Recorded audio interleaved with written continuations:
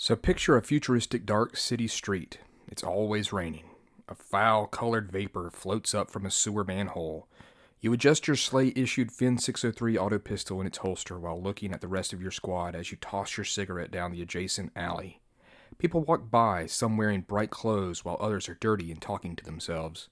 There's a group of gangers wearing breather masks. They're obnoxious, whistling at someone across the street, brandishing weapons and trying to act like they own the block. They glance in your squad's direction and quickly rush by, quietly, heads down, melding into the crowd. You can see the flickering of TVs illuminating the worn-down apartments that line the garbage-filled street through their dirt-crusted windows. You can hear the shouts of excitement as the viewers watch footage of the hottest new contract killer making the perfect headshot, the sponsor's logo clearly visible to the camera. Your squad's hulking biogenetically created Stormer uses his massive, muscled arms to wrench the manhole from the asphalt and toss it aside like a discarded Sunbeam soda cup from Big Smile Burger. He'll go in last as his massive frame and his death-spitting Power Reaper will need a little extra wiggle room to fit into the tight space. Starting with a flick of his prehensile tail, while brandishing his ceremonial switchblade, the shorter yet still towering crimson-colored Shakhtar drops through the sewer hole without hesitation, his fleshy dreadlocks flipping upward as he quickly descends. Not going first would be a dishonorable action in the eyes of his alien people, and in his mind, his squad's. You look up at the nearby fire escape and nod to the squad's lithe female Wraithen, who's been watching over the alley, the street, the gangers, and her squad, all the while gripping her Fin 30-30 true-shot sniper rifle in her clawed hands. She nimbly flips from her position, landing beside the hole, cuts a wide smile showing off her many sharp teeth as she silently slips down into the darkness like a stalking cat on the hunt. A dark figure with stark light blue hair emerges from the neighboring darkness. His body looks smooth but rigid. His death suit looks like a body of a skinned man with black muscles and black bone. Milky white pupilless eyes seem to be focused on you. You're not sure. While his raised skeletal black fist sheds frozen crystals that fall, glittering, then disappear. He sits on the sewer hole opening before sliding into the darkness below. A chill in the air follows him. The blueprint news for your squad is to investigate strange noises coming from this block's sewer system. It's probably just something that's grown too big for its own good thanks to the drip of ever-toxic chemicals that make their way down to these less desirable districts. The squad has done a handful of these BPNs before and is more than ready for the next big thing, the serial killer homicide investigation. A clash with the rival company Dark Knight, exploring the nightmarish deep construct with a mysterious etherman to show the way, or maybe getting to smash the faces of some white earth-loving cult worshippers. With each mission, your security clearance level inches up, closer to the spotlight. More money means better toys and better armor, more privileges. You are a SLA Industries operative, and you serve the company. Hey everybody, it's Brandon, and I'm going to be taking a look at SLA Industries 2nd Edition. This game came out several years ago, the 2nd Edition. And I have no problem saying that when I looked at the quick start, I was not very impressed by what I saw with the rules. But my history with the game is thus. I picked it up back in 1993 when it came out, the 1st edition. It fell apart pretty much, the spine did, and I put it in a binder. I did play it with some friends, and we found the system was not fantastic. I love the world and the setting of SLA. It is fantastic. I have nothing but great things to say about it in that regard. But what it's needed is several things. It's needed a good rule set, it needs a better book, and it needs support. And throughout these years, it just has not received that together in a nice package. I think this is the closest thing that we're probably ever going to get to that. Are they doing a good job with SLA Industries? They are, with an asterisk. And there's some better stuff that they could be doing with it. And I will explain that, of course, in the video. I hope you enjoy this video. I hope if you've never heard of SLA Industries, that this will be a real light bulb moment for you. And you'll be like, wow, that is a neat setting. And let's see about the rules. I'll be going through the rules. I'll be going through as much as I can. But this will be, in essence, a brief version of what I want to do with this game. I want to do videos about every single aspect of this game. And if you want that too, let me know down in the comments. Just do a message and say, hey, yeah, I'm interested in, more videos, a series of videos where you break down more about this game because it deserves people such as myself and the creators to give this game more love. and I'll be explaining more about exactly what I'm talking about when it comes to the creators. I'm very pleased. I've been following the guys who've made this game ever since it came out, and I want nothing but good stuff for it. So I'm going to give some tough love about what I think about the game, how it's been treated now, and hopefully how the future it can be fixed. But if you're interested in more, let me know down in the comments. So we're going to go over to the green table. I'm going to show you this book right here. It will be kind of the Cliff Notes version. I'll try to do the best as I can, because I know my videos can go quite long, as I want to be as thorough as possible. But if you want something that's more thorough, I can do more videos. Just let me know. So let's go take a look, and we're going to look at Slay Industries 2nd Edition, a very personal game to me. This game, above all else, I've procrastinated about making this video for months now. It means so much to me, more so than any video I've done so far in the years that I've been making videos. Slay Industries is the top of ones that truly mean something to me. And I hope you'll enjoy it. I hope you'll get something out of it. Maybe you'll take a look at it. And let's go and take a look and see what's going on in Mort. So let's go to the green table. Here we have the core rulebook for Slay Industries 2nd Edition. On the cover, we've got a cool piece of art here of Halloween Jack. He is a character in the story of Slay Industries. But if you didn't know anything about this game, this really wouldn't tell you very much about it. It's obviously a kind of shout out for us 1st Edition fans that know who he is. It's by Nightfall Games, once again. And here's the back. It is about 226 pages, give or take, and a really nice write-up about what the game's about right here. This came out in 2020, and of course I'll have it linked in the description if you want to pick up at least the PDF. I'll also try to find a link to where you can get physical copies of this as well online. I like the way this feels. I like the way it looks. The Alien RPG is exactly the same way. It has this black kind of nice feel to it. It's kind of slick a little bit. But I feel like this type of material here, this hardcover here, it makes marks and dings and stuff can very easily show up on this type of material. So it's kind of something I kind of like and I don't like. So there's that. Here is the retail version of the book. I really enjoyed this cover a lot. I prefer it to the other one. It's completely the same inside. I wish that these books had bookmark ribbons. That would be pretty cool. But it is exactly the same. But it just, I don't know, it looks sleeker, it looks cooler, it looks more intriguing. It says retail version. So, yeah, and you'll see this for a lot of money on Amazon and stuff like that. I don't think it really deserves that much, to pay that much for it, because it's literally just this different cover, and that's it. But still, I think it looks really nice.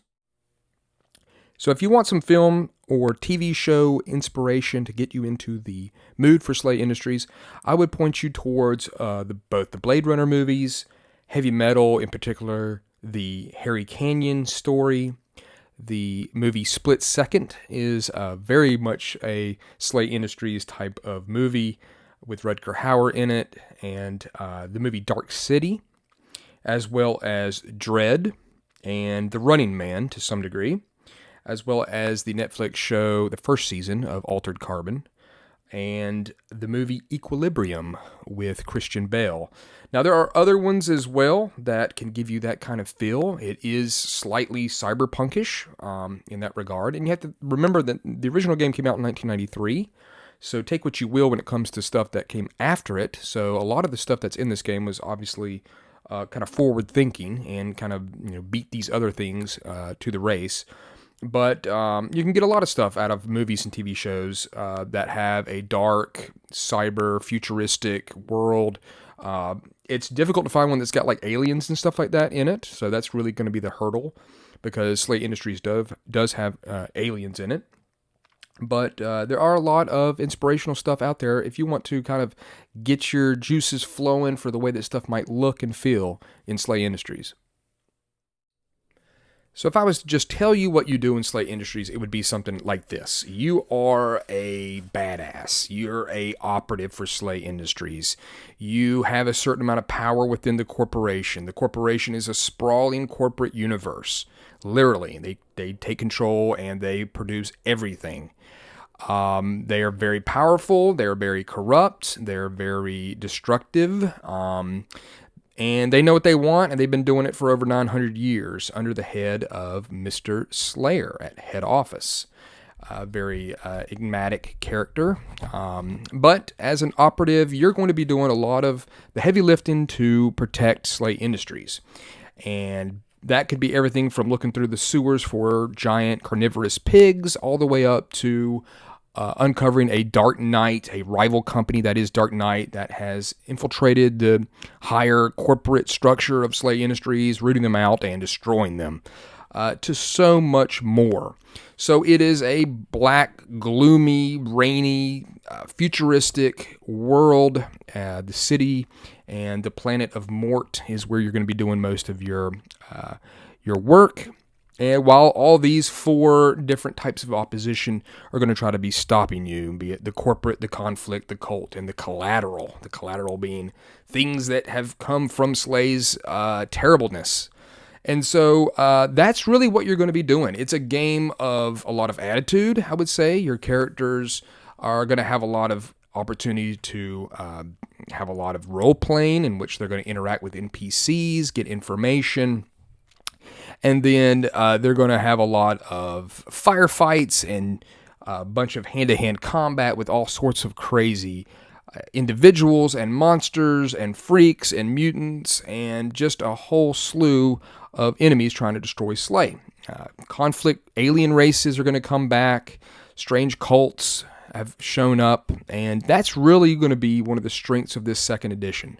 So right here in the beginning, we've got a history of SLA, so you can learn more about the company throughout its 15 years, and even before the company. And it's a very good history, explaining a lot of stuff, breaking it down by different eras, and it can show, it's going to show you some of the things that SLA did that were terrible, and then they just kind of whitewashed it over, as they have control over the media and things like that. One thing I think is funny is that cybernetics was actually a fad, and the people who have cybernetics are now part of Rust Alley, and nobody really does that anymore. The future is, and SLA has always kind of been focused on biogenetics and creating stuff, organically, I guess you could say. And that's why I think it's just neat that they have a little thing in there that cybernetics was just a fad and it kind of went out. So a lot of other things have happened. There's a lot of threats that have happened to SLA, and you're going to read it all about in this history section, which is, it's robust. And again, right in the beginning, to have this kind of information dump is definitely I would say it's a throwback to the older kind of style, 90s style role playing, but you need it in this game. SLA Industries is different. This isn't just Blade Runner or something like that. This isn't Cyberpunk. So it needs to kind of tell you the history of SLA, go ahead and kind of give you a feel of it, because the feel of playing this game it correlates with SLA Industries. So I understand why they have it up front right there. It's a very good section, and it's got a lot of interesting information to help you get into that mindset of what is SLA Industries.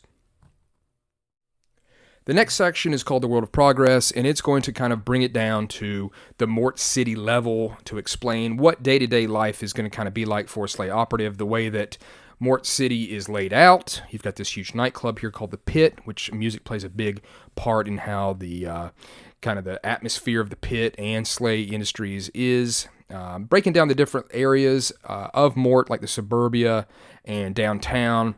As you get further out, of course, it gets more and more degenerate and, really destitute, with the people being very poor. They're slaves to the TV. They're slaves to the violence that's shown on the TV, all the way out to the cannibal sectors where these horrible creatures called carrion are out there. And there's some neat information in this book that explains a lot about them that I was excited to read about. But they're going to be very much kind of like your standard bad guy monster in this game, that you can throw a whole bunch of these at your players at some point. They're still really a fierce foe to go up against. And as you can see here, you've got these kind of blocked out text here, and they have a lot of quotes from NPCs, players, characters that are in the world of SLA. And I really like this. They had them in first edition. They're back here. I've always really liked that. It gives you a feel of the way that SLA is when it comes to some fiction a little bit, and just kind of give you a feel of the setting. And then one thing that's really neat is this thing called the Deep Construct, and it is going to be an area that they built underneath downtown.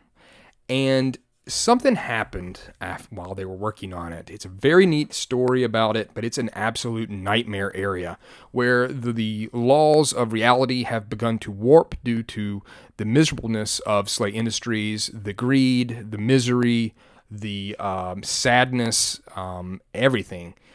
That has to do with the terribleness of Slay Industries has manifested in this almost like a hellscape underneath Mort City. And it gives you a ton of opportunities to really make some unique, I would say, encounters for your operatives.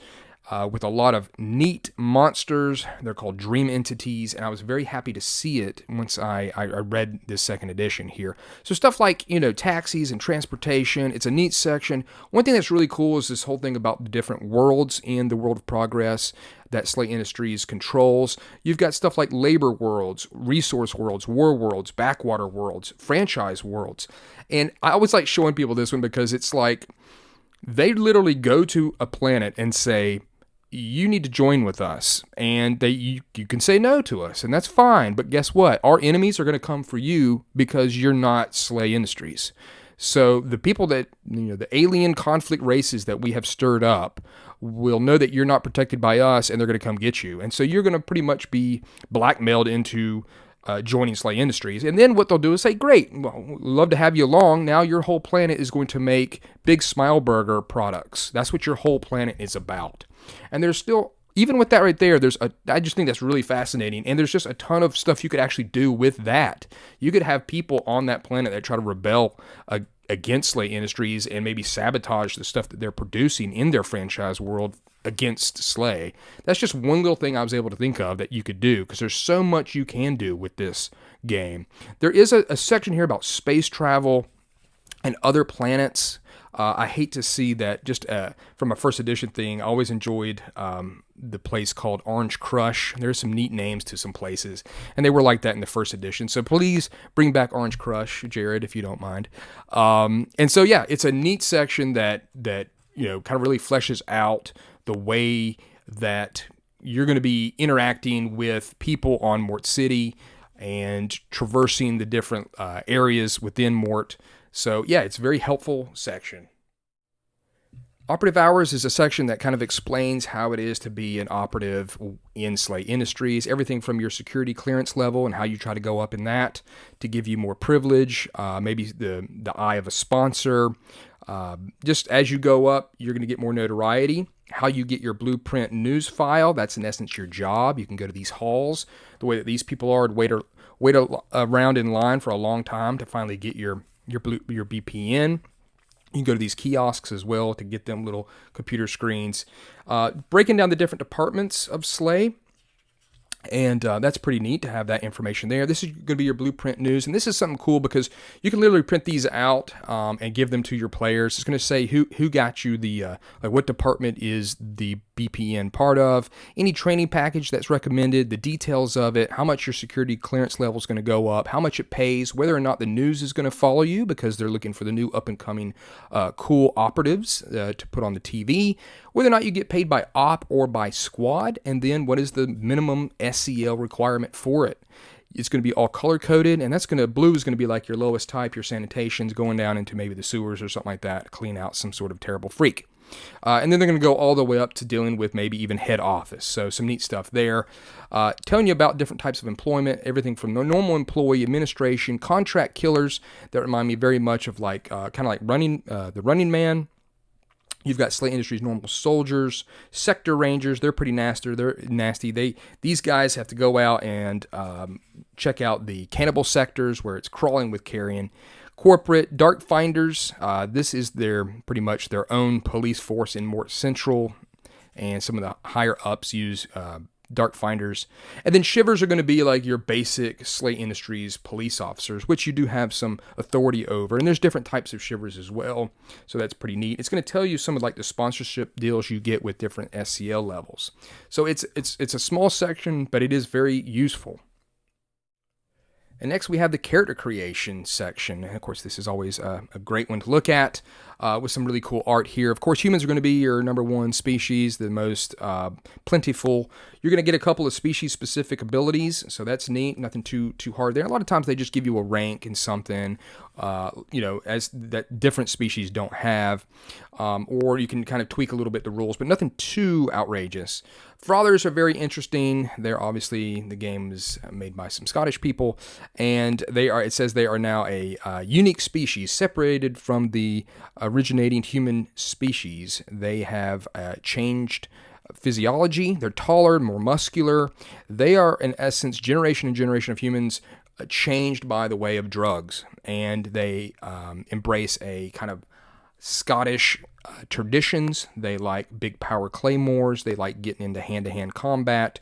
They're resistant to drugs, and they're pretty cool. So if you have that player that really likes to have somebody that's got a lot of likes to be loud and crush things, Frother is definitely a way to go. The Ebonite is going to be kind of like our magical class. They have a certain power with them. They have the death suit that they wear that helps them use ebb to create their amazing abilities that they have. There's kind of two types of them. The Ebon and the Waster. They used to be called Brain Wasters in the first edition. They call them Ebon and Ebon, which Ebon. I don't really like that. I just call them Wasters because my brain can't figure out Ebon and Ebon.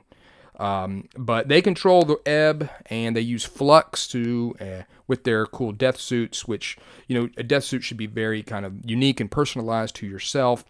They tend to be a little bit moody in one way or another, either kind of very kind of aggressive or not so much, kind of passive the way that the Ebons are. But this is the Ebonite species here, and they're very neat. Now we've got the Stormer 313 Malice. This is going to be like your huge skinned horse.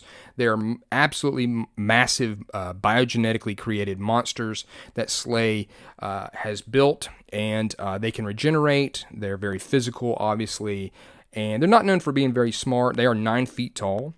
And they're just absolute monstrosities in the battlefield. Now, the Stormer 711 Xeno, or 711 Xeno, is a very cool looking freak right here.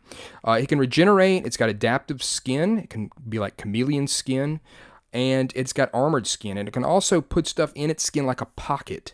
So they are just your ultimate biogenetically created infiltrator and assassinator. They are very cool up close hand to hands. They sneak up on you invisible with their chameleon skin, and they stab you. The Shakhtar are very cool. They've changed the way they look. In first edition, they pretty much look like predators. They've changed their look. I've heard some people say they don't care for the way they look now, but I think they look fine. They're a very honor-bound species. They have a prehensile tail, so their honor and their traditions are important to them. They're also quite big and beefy, and they're going to really take it to the enemies, but they're a great friend to have in Shakhtars. And they also made a book with Shakhtars and the other species, the Wraithen, which is a very good book that I'll probably be doing a video on as well. And here's the Wraithen right here. This is one of my favorites. It says it's a strange mix of feline and saurian. They're kind of lizard and cat-like. They come from an ice world, and so they have to kind of cool their body temperature down, but they're like the ultimate hunters. They love to hunt. They still suffer from kind of human weakness when it comes to like greed and gluttony and stuff like that, but they're natural hunters with acute senses. They like to kill you maybe from afar. You never saw them, and they're just really cool. I just really like them. They're very fast. They can run very fast, and they're just neat. They're just a neat species. Now, the Advanced Carrion here, this is something new to second edition. This is pretty much one of the main kind of bad guys that's all over Mort in the cannibal sectors, but some of them have gotten smarter, and SLA has noticed that, and they've using them in their populace as operatives, and it's a pretty neat, something I wasn't expecting to see, but a neat choice. They, of course, they have some bonuses to some charisma and cool-based skill rolls. And they are known for being survivors, so that's kind of part of who they are, but they're having a hard time kind of adapting to society. The Neophron is also new. They are going to be very charming. They're very fancy-looking, kind of bird aliens, but they're going to be ones that are going to be more like your detectives, your investigator. They have an inquisitive mind. So they really like to understand and figure out crime scenes and talking to people. So they're kind of like your face species. So then you're going to have your stats. So the game is going to be broken up into stats and skills. Stats are going to have, of course, species stat limits, either initial and max.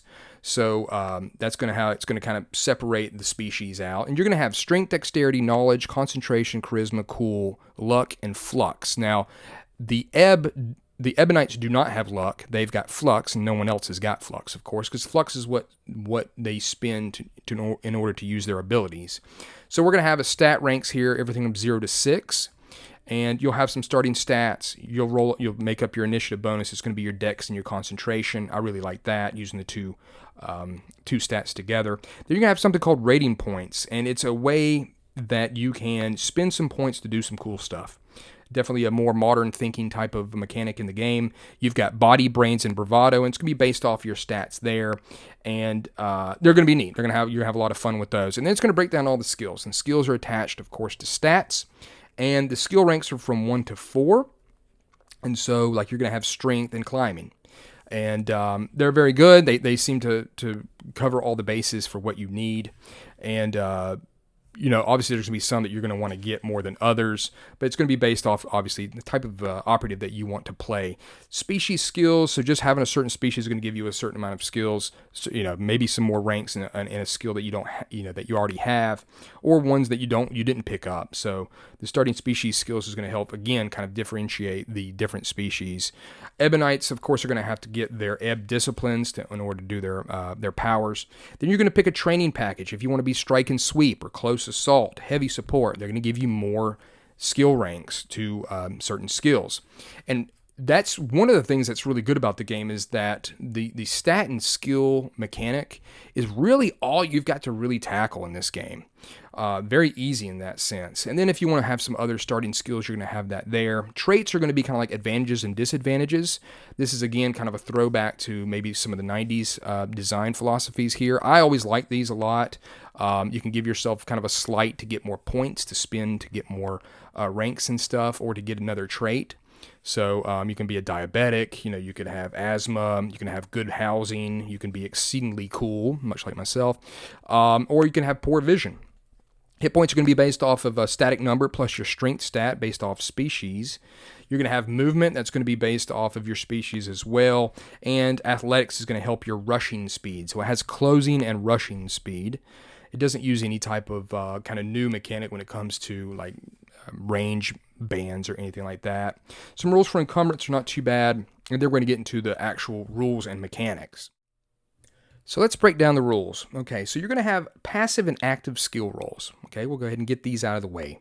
Passive skill roll is not really a roll at all. Pretty much what it means is if you have a certain stat or skill that's high enough, you'll automatically pass these difficulty target numbers when you need to try to make a roll. Okay, that's easy enough. But the main one you're going to probably be working with is active. But I will say with the passive ones, that's a good way to keep the game going fast should you have the skills or the stats to be able to complete something with just a right amount of success.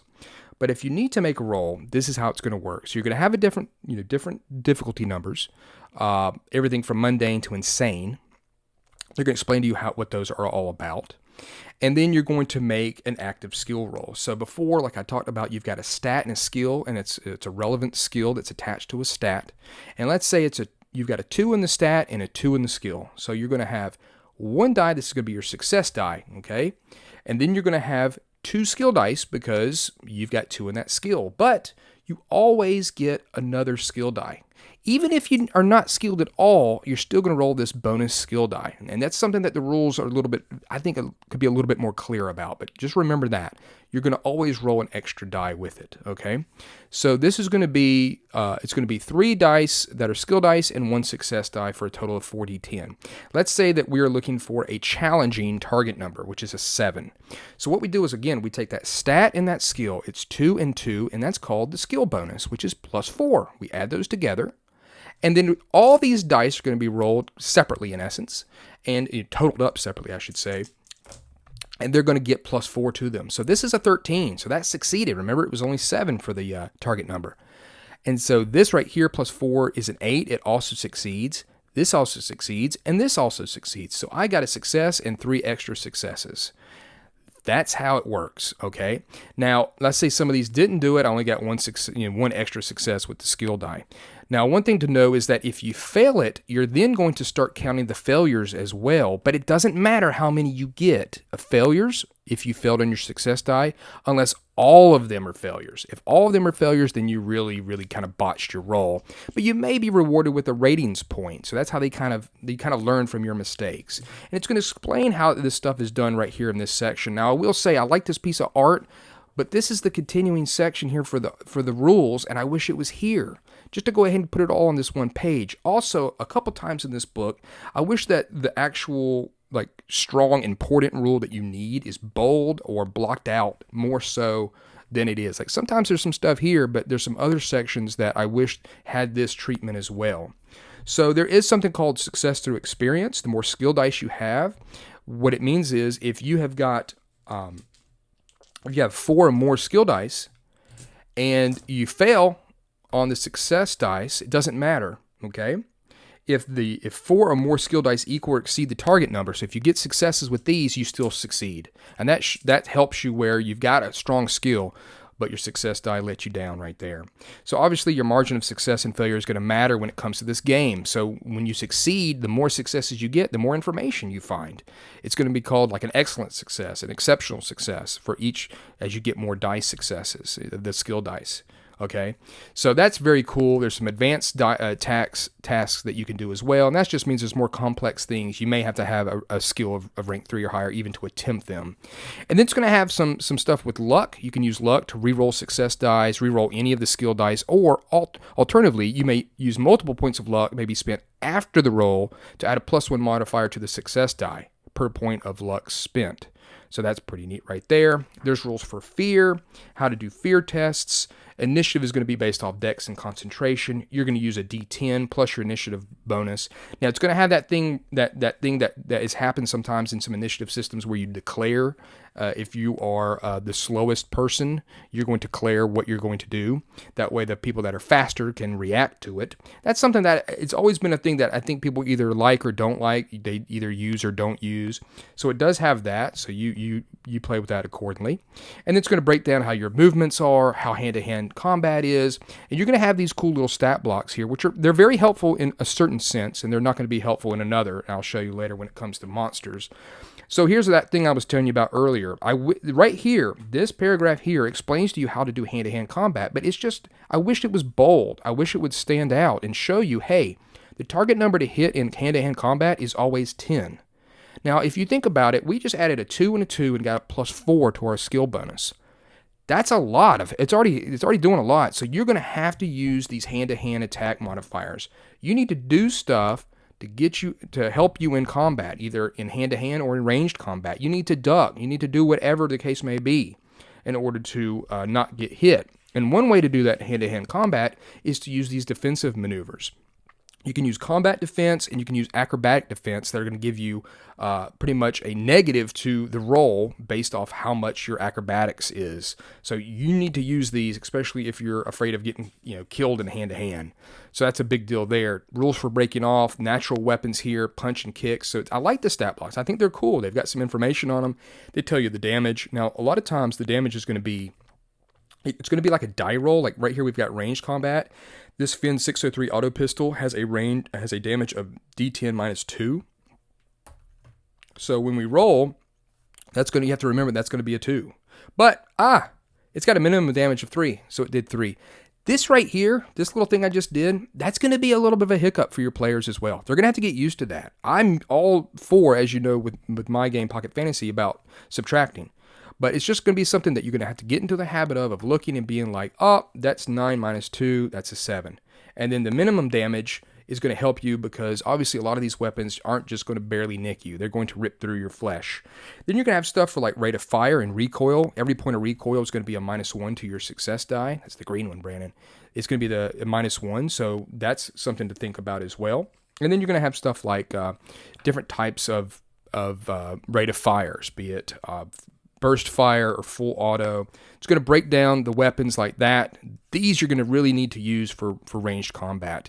Target is in light cover. Target is in heavy cover. So you're going to have these little subtractions and things like that. Your players are going to need to use this or they will die, especially if something shoots them in full burst fire or full automatic. It's very deadly because when you use like burst fire, you can re-roll a success die. Or if you use full auto, you can re-roll any or all dice, and that's pretty nasty. There's rules for cover, rules for aiming, of course. Rate of fire has always just been an absolute beast when it comes to futuristic type games or modern games. I think they've done a good job with this, but I will say suppressive and full auto is nasty in this, and it will probably hurt you a lot. There's rules for dual wielding. Oddly enough, it's dual wielding with ranged weapons, but nothing really here for hand-to-hand weapons, so a little slight there. Rules for grenades. You're going to need to have those. And then here's another thing. We've got damage. Now, this is the way that damage is going to work. So the more skill dice you have when it comes to damage, the more skill successes you have, you're going to get more damage. Or you can start choosing body parts like hit an arm, hit a leg, or hit the head. Okay? Now, it comes to strength. You'll also get a bonus for strength. You'll get more damage based off your strength or your rate of fire, or what type of ammunition you're going to have. So you've got all this, all these bonuses are going to help you do more damage. And that's where armor is going to come into play. They're going to have two. When you have armor, you're going to have a little stat block like this. You're going to have protection value and the resistance of the armor. So protection value is going to cut down on the damage that it takes. But the weapons are going to have, if we go back here to our Fin 603 auto pistol, you're going to have something called AD. Okay, that's going to do armor damage. So that's how much it's going to take off of resistance of the armor. And once the resistance is down by half, that's when your production value is going to be cut down as well. So that's nasty. That's where you're going to have to keep track of resistance on your armor. And it may be something that your players have a difficulty with. You have to get them used to that.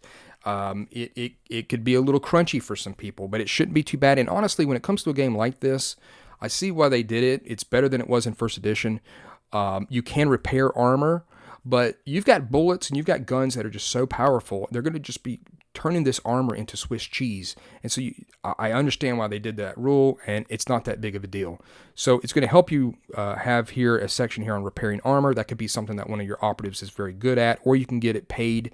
You go someplace and get it fixed. Rules for health and healing. Hit points, wounds.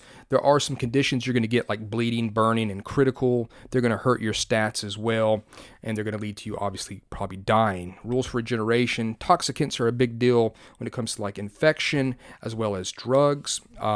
Here is the rating points. So for body, brains, and bravado, you'll be able to spend your ratings points to do some cool stuff. Like here's one right here. The cost is only one. It's called How Did You Hit That? Sometimes the most seemingly impossible shot can strike its target beyond all odds, passing through windows and finding the tiniest crack in cover. Remove all negative modifiers to hit from any ranged attack. May not be used with suppressive fire or dual wielding. So it's just neat little things to help you and your players do some cool stuff in the game, and I like it a lot. Here's some deeper rules about the encumbrance system. A lot of drugs are used in SLA Industries, and it's going to tell you how to deal with it. Addiction, long-term addiction, and then there's a section on vehicles. It's not extremely deep, and that's fine. And then we come to this section on the Ebb, which is going to be our Ebonite's cool powers. So the hardware section, I love how the fact that it's got a bunch of art for the individual items, both melee, ranged, and armor. With the first edition, it was a little bit difficult sometimes to figure out exactly which piece of armor or weapon was in a piece of art. So now they've got it all like this, and I really enjoy that, being able to see it kind of up close and personal. It's got your stat blocks. Again, there's going to be like this, 1d10 minus 4, minimum of 1. Going to be stuff like that to help you, some extra rules here and there, but it's got everything you need from Mutilator Fists to Power Claymores, the Shakhtar Switchblade, the Stormer Chuckle Duster, and then explain to you about ranged weapons. A bullet tax is in effect. It was in effect in the first edition as well. They're trying to make people use more hand-to-hand weapons because the camera likes hand-to-hand. It's more gory. It's more up close and personal. And you've got these different companies that make different weapons, and they play a bit of a part in the SLA universe as well. So I love this different art here for the different guns. As you can see, different rifles, submachine guns, auto pistols, support weapons, everything from even like flamethrower, shotgun, gauze rifle, just a whole bunch. Different types of ammo. They do different stuff. and then you've got grenades, explosives, and then your armor. And I love these pieces of art here showing you exactly what armor it is with their resistances and their PV values. That's very helpful. And then you've got some miscellaneous equipment here that you're going to want to buy and use. Maybe you can add a laser painter, or you can get a tripod, rifle scope, a silencer, and that's all very cool. And a lock pit kit, and then a Clippo lighter for your character as well. And then all the different drugs you may want to take and what they do for you. And some of them are hard, soft. Some of them are just to have fun with. And then we've got some stuff on some of the vehicles. I would like to have seen some art here about these vehicles, but maybe they'll show up in another book. That would have been helpful. And then the subsidiary of SLA Industries is called Dark Lament. They make science friction equipment, much like the death suit for the Ebonites. They also make some other items too that help kind of enhance certain ebb disciplines, like the ebb flintlock and the ebb sword, focus gems and flux gems. Those are all very cool. And they're going to come to our kind of monster manual section of the book, Threat and Analysis. So this is a real fun one. So in my opinion, the best thing that SLA Industries 2nd Edition has done is with its enemies. That is the number one thing that they have done. They have expanded greatly on the amount of enemies, and that just leads to more and more different types of missions and excitement you're going to have with the game. I would say the second thing is obviously getting a better system, and so you're going to have all these different type of critters here and freaks to try to kill. So it's going to start off with some of the smaller stuff like cockroaches and rats, all the way up to feral mongrel dogs, all the way up to carnivorous pigs, which are, of course, a SLA Industries staple. And then they're going to explain about the carrion and show you them with their stat blocks. Now, I want to leave this right here, and I'm going to tell you one of my pet peeves with this book. I select the carrion alpha right here. It's because it's got a lot of stats and stuff like that. So if I'm running this game, I've got strength and dex and knowledge and concentration, etc. And then I've got the skills. And like I'm going to say, okay, well, melee weapons is 3. I think that's a strength skill. Of course, you'll get used to it.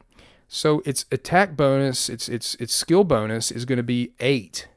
So a 3 and a 5. So I'm rolling 3 dice, 3 skill dice plus 1, so 4 dice with my success. I've done too much in my brain already. It would have been nice if they'd have just written out here in parentheses or something like what the skill bonus is going to be with these skills. I don't help me out here a little bit. Add these together already for me and have it out here on the side. Okay, I know that's going to change. It could change with damage to the character, whatever the case may be, but it would just help me to be able to run it easier if I just said, hey, here is, melee weapons. This is how many, this is what your skill bonus is with that. I shouldn't have to keep doing this jump up and down.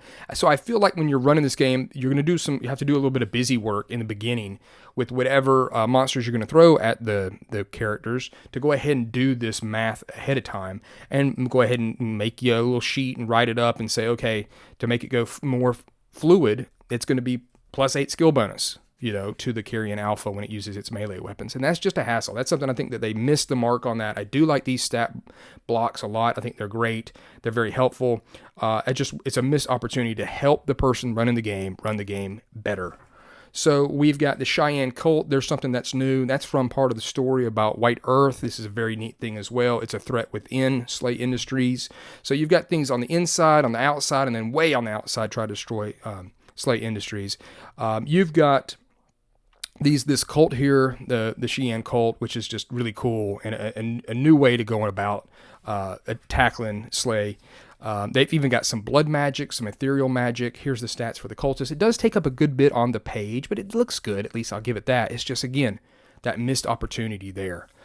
Dark Knight is going to be their number one most hated rival company. They are a real fierce foe for SLA, and it's going to give you a good bit of history about Dark Knight, which we really kind of didn't have before. They've got some of their own weapons and stuff. That's pretty neat. Thresher is a cool company. I really like some of the names of stuff in this game. Thresher is just a really cool name for a company, and it's going to tell you some of the history about Thresher, and they're all about their powered armor suits, and they're, again, really nasty foe to have to go up against. And it's going to tell you about some of their tactics and then some of their suits as well. Tech Trex reminds me, of course, of Mousers from Teenage Mutant Ninja Turtles. So they're going to be a lot of like drones that are, who knows who's making them. There's a little bit of story about them. Something new is the Scavs. They're going to be in the as a sector threat. These are kind of strange dudes that hobble stuff together and they make really good weapons, and they're trying to destroy Slay as well. You've got the Dream. That's going to be the Dream entities of the Deep Construct. Kind of like a little primer here showing you some stuff that you can throw at your players when it comes to the Dream entities. Ninth Division is going to be some people that have gone against Slay. They used to work for Slay, maybe some former Shivers. They have created something called Ninth Division. Of course, that's something that happened because of Slay's, their mismanagement of their whole industry, in essence. Manchines are a big deal with Slay as well. These are going to be hulking, monstrous robots that cover themselves in flesh to hide or try to hide amongst the people. Really nasty here. Section on gangers. Props are people that you can kind of hire out to, they're kind of like hired goons. The skin trade is a big deal, as well as serial killers. Serial killers have always been a big deal in Slay with the TV and the violence that people are exposed to all the time. Serial killers are, and so many people are just so disposable. Serial killers just have an absolute field day on Slay and on Mort Central. Then they're going to show you about the Shivers, and there's different types of Shivers. Again, this is kind of like the police of Slay. Fast response, dispersal, basic homicide. So very neat stuff like that. Then you're going to have the Ethermen. These are the guys that are going to go down into the Deep Construct, and they know a lot about Dream entities. And they're very neat, and they're explored in the book Collateral. They're just a really neat whole other take and give you a whole other feel to the way that Slay Industries is, and you're going to work side by side with them to try to hopefully put down these Dream entities. A new thing as well is called the Moral Right. They're trying to, with a bludgeon, try to enforce some sort of morality amongst the populace. It's not extremely expanded on here, but it's a neat other thing that you can have in your game. And then you've got the Web of Lies here, explaining about the different types of blueprint news files that you're going to get, from blue to orange, which is cult related. Showing you a couple of examples there. Hunter sheets are kind of like wanted sheets. Go out and kill this guy. This guy's a terrible guy, and this is why he did it. Explain to you about campaigns, creating NPCs, and some more information about how to run the game. I feel like this section could have been a lot bigger and better, just to help you get into the mindset of a Slay game master, how to award ratings points, as well as how to deal with sponsorship deals. Downtown is where you're going to heal, replenish luck, use experience points to increase your stats and your skills. Pretty normal stuff there. Some more fiction, our character sheet, an index, thank God. More games need to have that. And then some blank BPNs, blank NPC blocks, character sheet as well, and more fiction. Now, I will address a couple things. One, a lot of people do not like the new art in the book, and I will say that I do. I like it. This is not a 90s game. This is, they're trying to make a more modern looking game in all facets, from its layout to its art. Dave Alsop has only gotten better with his art over the years. First edition had a very kind of grindhouse look to the art, and I've heard many people fuss that the game has lost its grittiness. Well, you can always go and use that old art. I understand you want the book to look like a book from the 90s. That's just simply not going to happen. And I would not make a book nowadays myself, or tell anybody to make a book that looks like a book from the 90s with its art. A lot of that art was very inspirational. Don't get me wrong. I think it's fantastic. A lot of it's great. Dave's early like charcoal drawings are just amazing. And there are some other artists that have come on board on this too, and I think they do a great job. But yeah, I think the art's good. Yeah, they're like, oh, it's colorful, it's too colorful, it's not gritty enough. Well, this is a game in your imagination. This is not too far off the mark of what Slay looks like. So use that old art if you need it. But I understand it's a beef with some people, but it's not a beef with me. And I will say that I think that they have done I'm just glad that it's back. They've done some Kickstarters for like the next book, Cult, and an Operative Handbook. And they did the Collateral and the Wraithen and Shakhtar books. But I feel like it's something where they make the book and then they kind of disappear. This game, I feel, needs to be nurtured. It needs to be nurtured, by the company. Anymore, there's a certain requirement when it comes to fan interaction and community interaction that we need this stuff And you should be already one step ahead and be providing this stuff early on, because we're going to ask for it. I tell everybody, this is the things you need to do if you're going to make a game, because they're going to ask for it. And of course we have. So I know that everybody's busy. They're making other games. They're working on a lot of other stuff, and they're trying to put food on the table. But I just always feel that SLA is something that needs more attention. It deserves more attention. And I would hope that it gets that more attention. I'm definitely trying to do that with this video. And I hope this has been helpful to you. Again, this is just really touching the surface of what SLA Industries has to offer. If you are interested, like I said early on there in the little introduction, if you are interested in me doing more videos on this, I will do more videos on it. If not, there's no problem. Now, I will continue to move on, and I'm going to do other videos as well, even if I do that series of videos on SLA. But that's how much work I'm willing to put into this game to get the knowledge out there about how cool this place is, because I feel like I've barely touched the surface on it. So I hope this video has been helpful. If you want to check it out, check out the links I'll have down in the description, as well as a pinned comment. As always, thank you so much for subscribing to my channel. I love SLA Industries. If you like to play a game that's moody, dark, maybe it takes you back to the 90s in your mind, the rules are better. I think that the art is better, even though people are going to disagree with me, and that's just how it's going to go. I see the design, the direction that they want to do with this game. I like the way it all looks. It just needs a little bit more community help, I think. There is some other products that have been put out that are digitally on ttrpg if you want to check those out as well. It's just one of those things where it's just a very cool setting, and there's been high aspirations for it. And it just hasn't been able to get up to that level that I think it deserves. So there it is. There's SLA Industries 2nd edition. Thank you very much for watching this video all the way through. I hope you did. And look forward to making the next video for you. Thanks.